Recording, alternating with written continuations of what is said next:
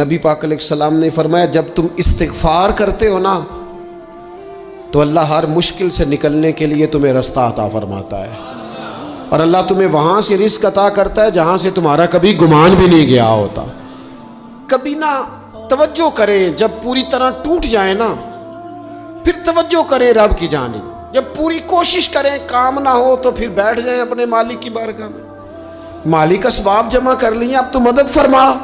جب پوری طرح حضرت ابراہیم علیہ السلام کے پاس مہمان بڑے آیا کرتے تھے، مہمان نواز بھی بڑے تھے، بغیر مہمان کے کھانا ہی نہیں کھاتے تھے، بڑے مہمان نواز تھے۔ تو قحط پڑ گیا مصر میں، غلہ ہی نہیں ملتا۔ حضرت ابراہیم کا ایک دوست تھا، آپ فلسطین میں تھے، وہ مصر میں تھا۔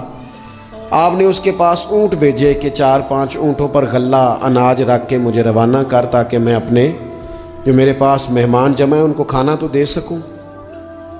وہ